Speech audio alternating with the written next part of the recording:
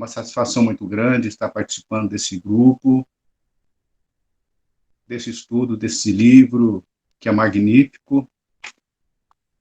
Eu queria parabenizar a direção, né, os responsáveis pela idealização desse estudo, desse livro. Estamos chegando ao final. É a penúltima lição, se não a última, né? Poderíamos dizer a última, porque a última realmente é uma oração de Jesus, né, em benefício da humanidade, em benefício dos sofredores. Então, praticamente, o tema, inclusive, a jornada redentora, ele praticamente encerra os ensinamentos de forma bem simples. Tudo aquilo que esse livro proporcionou a cada um de nós, em cada domingo, e não só na nossa casa, né?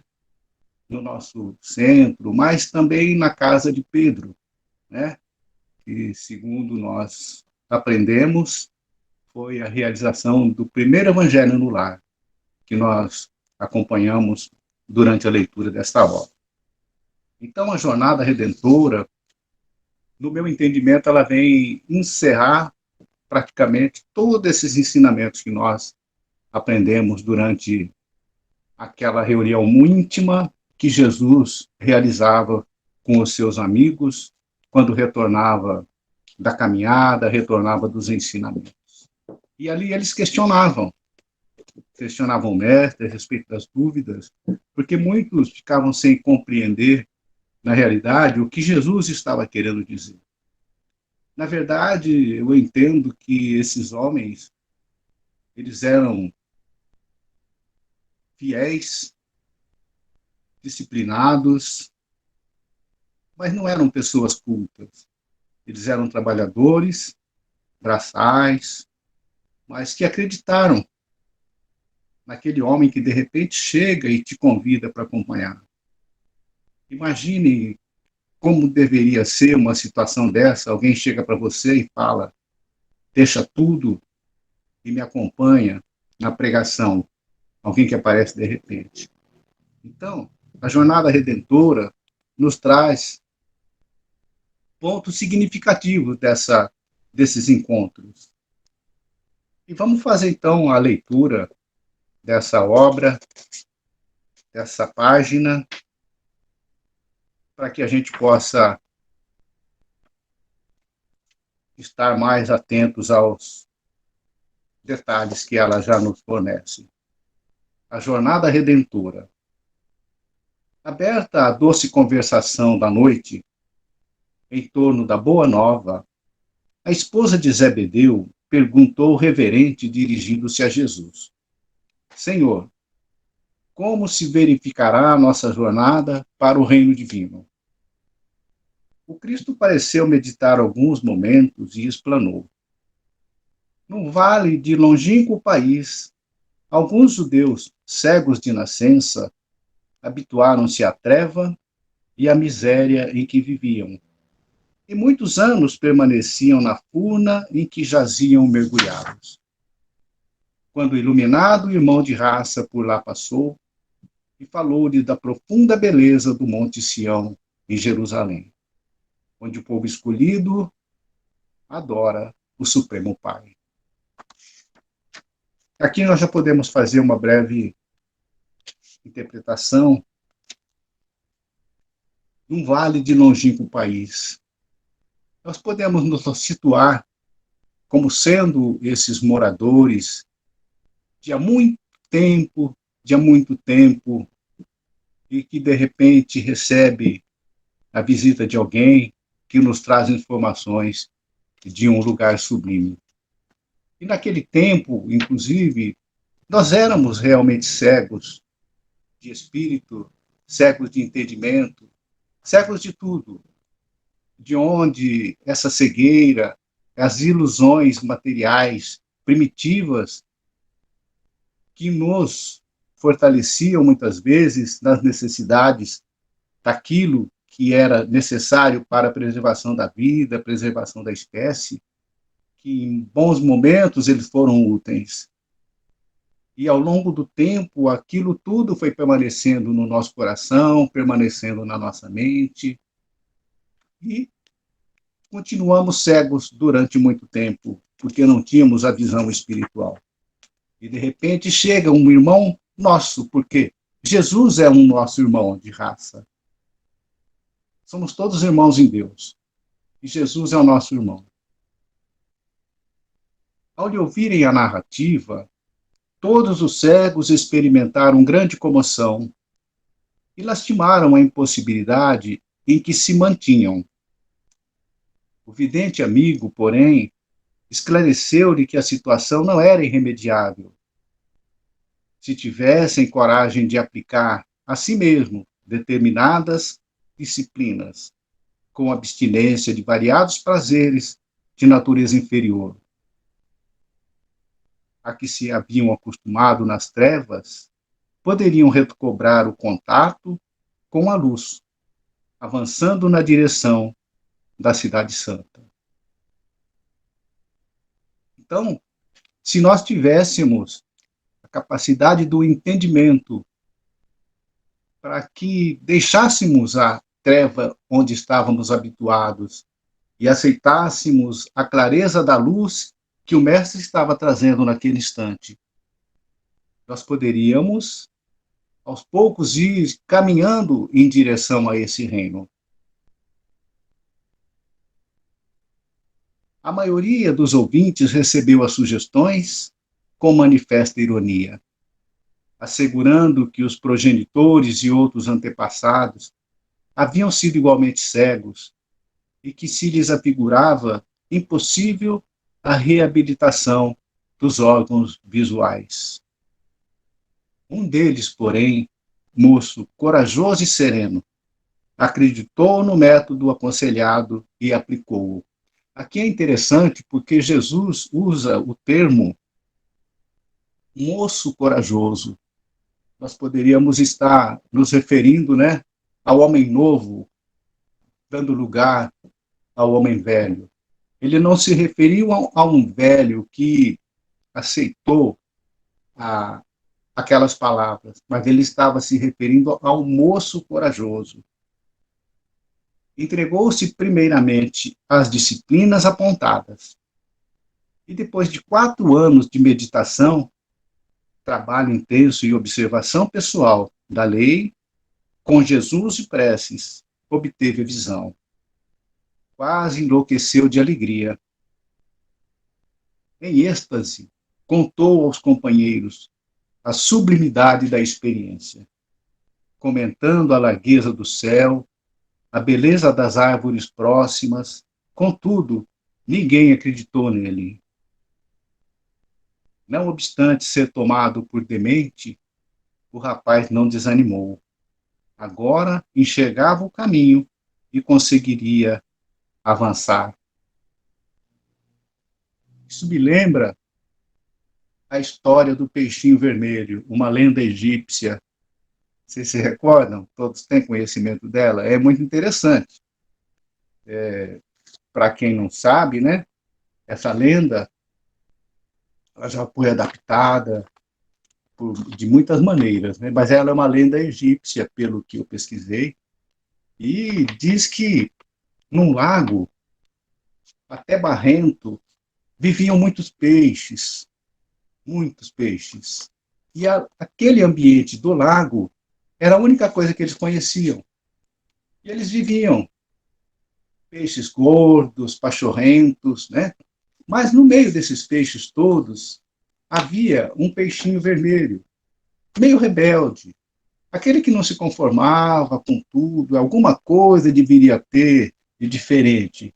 E aquele peixinho começou a andar pelas beiradas do lago, procurando se havia alguma coisa além daquilo, até que ele achou um, um local onde ele pudesse sair por lá, uma abertura.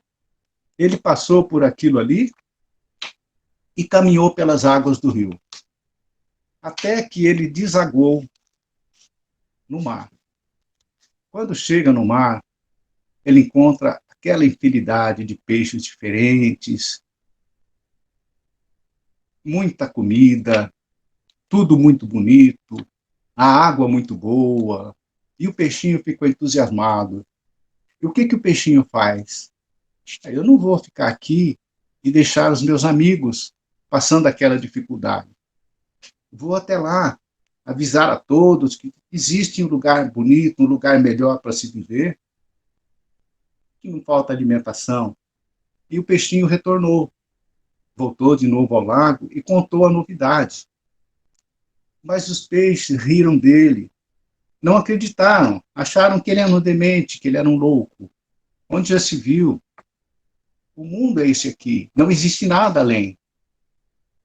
E o peixinho insistia, insistia, e não conseguia convencer nenhum deles. Todos os cegos conseguiram permanecer naquele lago. O peixinho desistiu, muito abatido, mas voltou, caminhou em direção ao rio e foi ao lago, e viveu no lago para sempre. Conta que aquele lago teve uma grande seca, aquele lago secou e todos os peixes morreram. Então, isso me lembra muito os ensinamentos do Cristo, os ensinamentos de Jesus, que muitos de nós ainda, embora tenhamos o conhecimento, já tenhamos muitas informações, de muitos que já nos trouxeram a realidade da vida espiritual, do mundo espiritual, que a vida espiritual também é essa, né? Todos nós estamos na vida espiritual, numa experiência da carne. Mas, mesmo assim, muitos de nós continuamos cegos para esse mundo, para essa vida. Nós estamos presenciando agora recentemente essa guerra triste acontecendo entre a Rússia e a Ucrânia. No século em que nós estamos, com a tecnologia que nós já temos, com os esclarecimentos que já temos, e com tudo que a gente aprende, com tudo que o mundo tem conhecimento, ainda nós estamos vendo essas cenas tristes, base do orgulho, da vaidade, da ganância, que ainda impera nos corações humanos. Então, as lições de Jesus parece que, para muitos ainda, ela permanece como se estivéssemos cegos a esses ensinamentos. E a história continua, Jesus.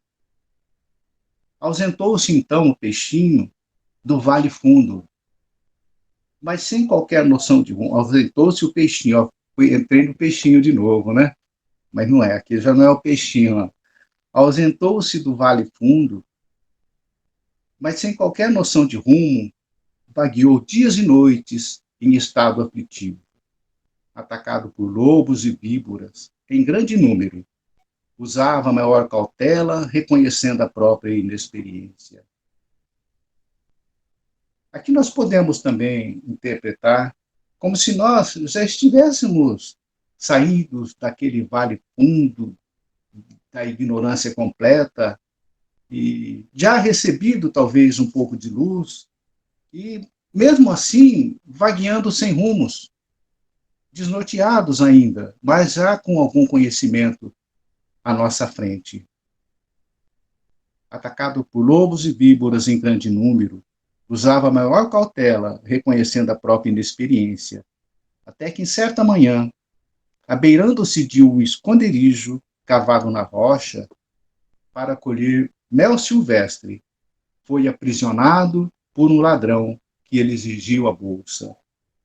Entretanto, como não possuísse dinheiro, deixou-se escravizar pelo malfeitor, que durante 5 anos sucessivos o reteve em trabalho incessante. O servo, porém, agiu com tamanha bondade, multiplicando os exemplos de abnegação, que o espírito do perseguidor se modificou, fazendo-se mais brando e reformando-se para o bem, restituindo-lhe a liberdade. Então, aqui nós vemos a presença de alguém que aceitou a luz. Nós vemos a a forma como aquele que aceita os ensinamentos do Cristo através do Evangelho modifica a sua vida, mesmo diante das adversidades, da dificuldade que a vida apresenta, procura, no máximo do que ele consegue, aplicar algo daquilo que ele aprende, e nesse aprendizado, colocando a experiência em prática, consegue transformar corações. Através do exemplo, não apenas as palavras, o que vai representar a nossa atitude cristã, atitude do Evangelho trazido por Cristo, por Jesus, é a nossa atitude.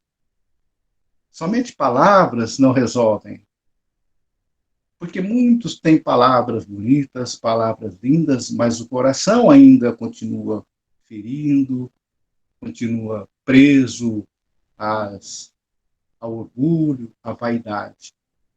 Mas é nas ações, nas atitudes do dia a dia, que nós vamos ver e nós vamos entender o verdadeiro cristão. Aquele que ouviu, aquele que aprendeu e que coloca na realidade da sua vida os ensinamentos em benefício do semelhante. Não estamos falando aqui, de maneira alguma, daqueles que já estão bem adiante de nós. Não estamos falando de Madre Teresa de Calcutá, não precisamos falar de Chico Xavier, e não precisamos nem falar tanto do seu Paiva daqui de Bauru. Mas estamos falando das menores atitudes que nós podemos ter em relação às pessoas que nos cercam, que convivem conosco, das nossas amizades, das nossas relações, dos pequenos gestos de amizade recíproca, de bondade, de palavras confortadoras, de atitudes solícitas. Então, não precisamos ir longe para que ensinamentos assim possam transformar pessoas através da nossa transformação. Então, emancipado de novo, o crente fiel recomeçou a jornada. Porém, a ânsia de alcançar o templo divino povoava a mente. E nós estamos nesse caminho. Nós estamos recomeçando sempre.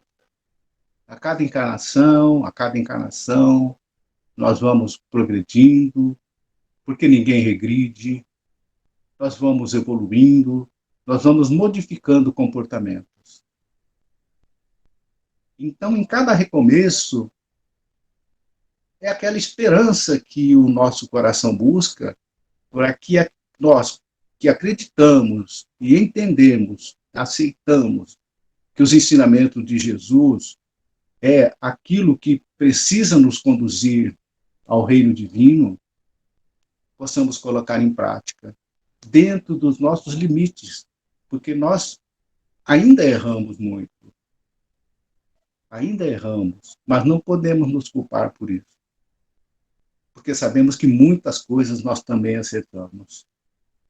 O que nós não podemos admitir mais é incorrer em erros variados, constantes, após o entendimento do Evangelho.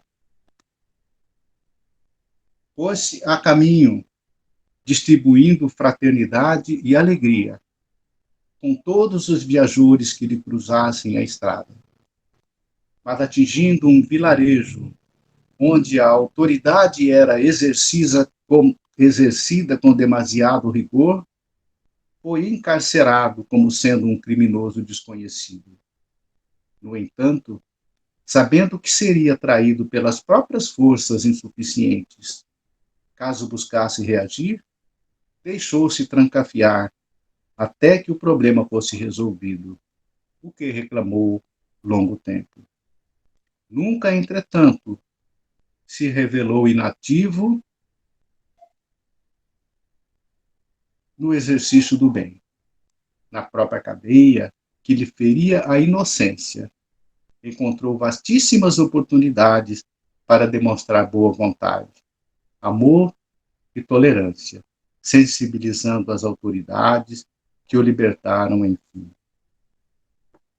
Então, o que nós percebemos nesse moço que resolveu caminhar? A disciplina que ele manteve em estar em todos os momentos da sua vida, mesmo nos momentos de maior dificuldade, mantendo o seu caminhar nos ensinamentos que ele aprendeu quando resolveu deixar de ser um cego. Ele caminhou adiante. Diante de qualquer dificuldade, ele não teve dúvida. Ele mantinha a fé em chegar ao Monte Sião. Assim como muitos de nós temos a fé de alcançar um dia o reino de Deus. Mesmo nas horas difíceis, nas maiores dificuldades, nos maiores sofrimentos, muitos de nós já conseguem caminhar adiante sem lamentações. E esse é o caminho que Jesus indica para todos, para que nós possamos também, mesmo aqueles que estão ainda dando uma desviada de caminho, conseguir chegar ao reino de Deus. Então, o ideal de atingir o santuário sublime absorvia-lhe o pensamento e prosseguiu na marcha. Todavia, somente depois de 20 anos de lutas e provas, das quais sempre saía vitorioso, é que conseguiu chegar ao Monte Sião para adorar o Supremo Senhor. Então, a caminhada é longa. Quando o mestre utiliza aqui 20 anos de lutas e provas, vamos colocar aqui as nossas encarnações de lutas e provas. Quantas encarnações nós já passamos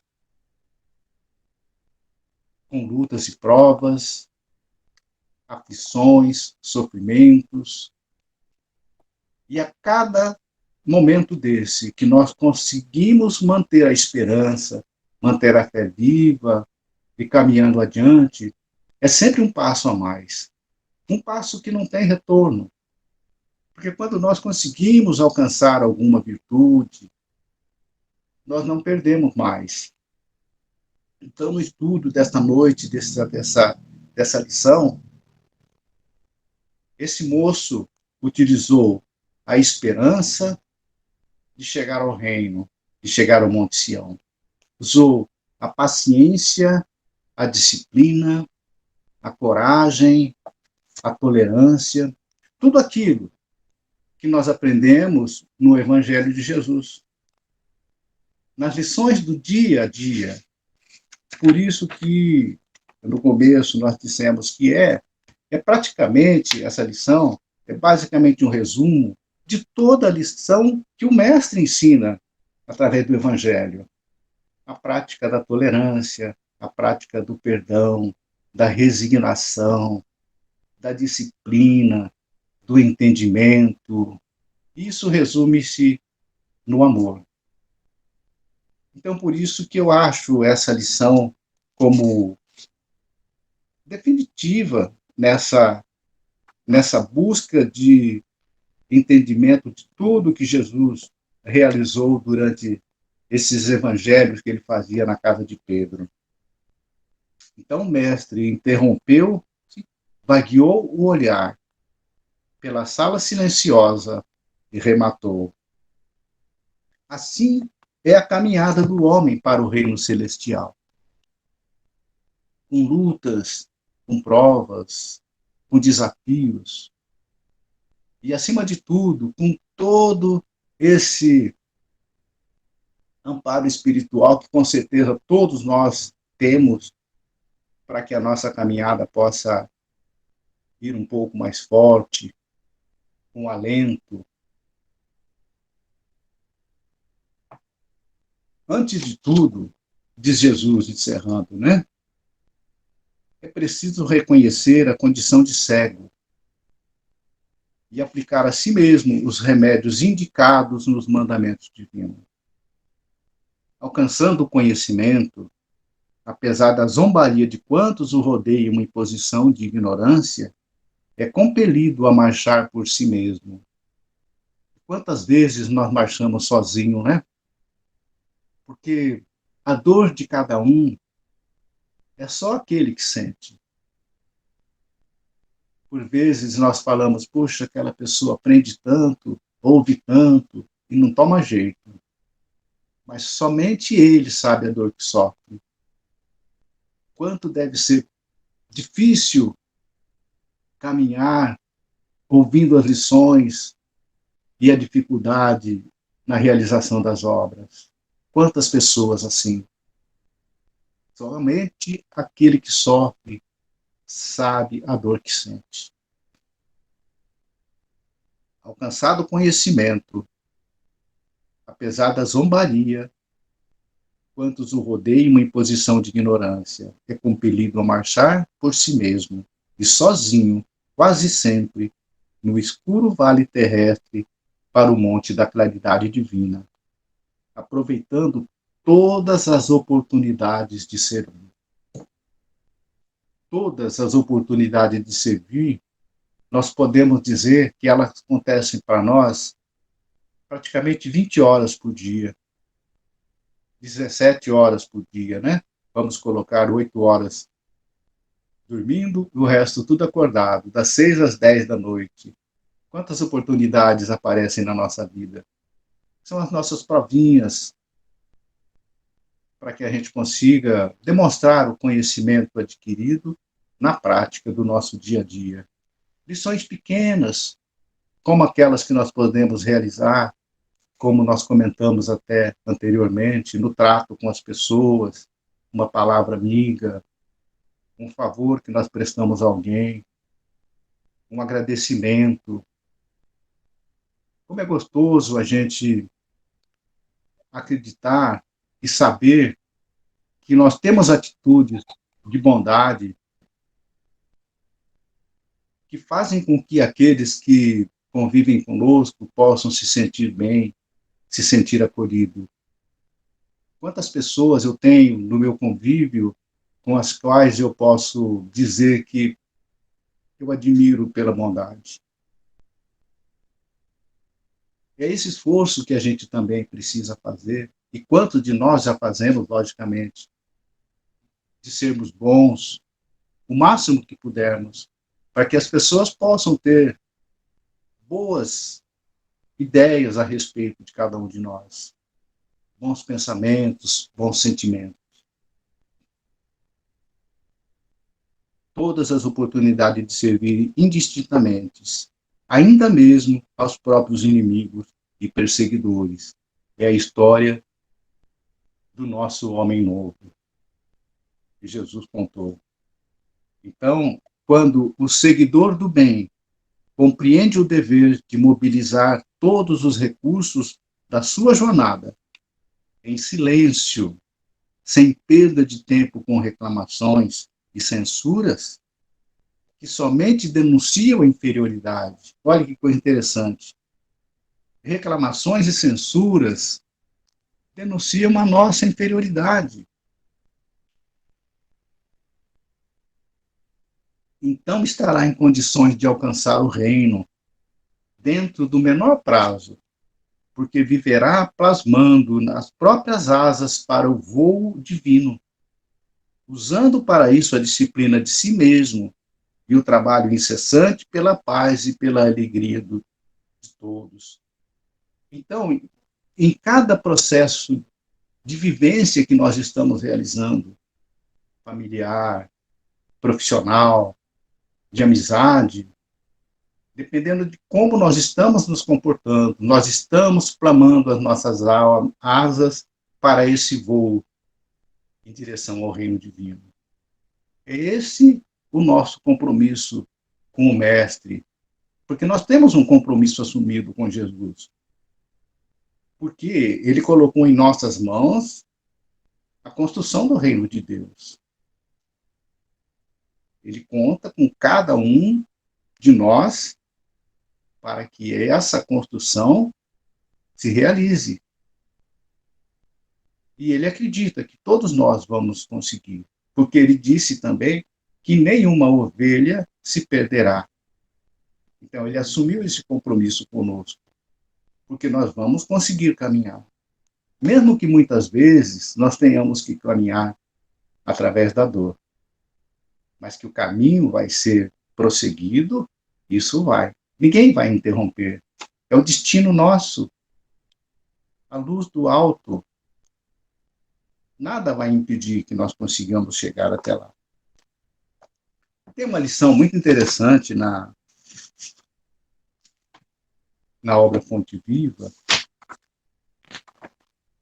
na lição 56, que diz: renasce agora. Que diz assim, alguns trechinhos, né? A própria natureza apresenta preciosas lições nesse particular, nascer de novo. Sucedem-se os anos com matemática precisão, mas os dias são sempre novos. Dispondo assim de 365 ocasiões de aprendizado e recomeço anualmente, quantas oportunidades de renovação moral encontrará a criatura no abençoado período de uma existência. Olha que coisa interessante. 365 dias do ano, nós temos a oportunidade de fazer esse renascimento moral. 365 dias do ano, para que a gente possa, nesses períodos, estudar as lições e, ao mesmo tempo, realizar as nossas provas para ver se a gente está conseguindo passar nessa lição. Faze por si mesmo, nos domínios da tua iniciativa, pela aplicação da fraternidade real, o trabalho que a sua negligência atirará fatalmente sobre os ombros dos teus benfeitores e amigos espirituais. Se alguém te magoa, reinicia o esforço da boa vontade. Alguém que não te entende, persevera em demonstrar os interiores mais nobres. Deixa-te reviver cada dia na corrente cristalina e incessante do bem. Não ouvides a assertiva do Mestre: aquele que não nascer de novo não pode ver o reino de Deus. Então, nós temos a condição de renascer a cada instante, a cada dia, a cada momento, cada atitude nova ou diferente daquela que nós já havíamos tomado antes e que não foram atitudes positivas, nós temos a oportunidade de, a cada instante, a cada momento da nossa vida, pelo estudo que já fizemos, pelo conhecimento que já temos, fazer a observação de nós mesmos para que a nossa caminhada possa ser sempre adiante, sem pegar muitos atalhos. Eu queria agradecer, né, a oportunidade dessa fala dessa noite.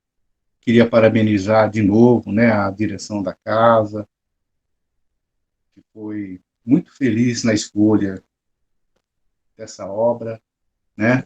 Foi muito feliz também em realizar esse Evangelho no Lar, para que domingo não ficasse perdido, né?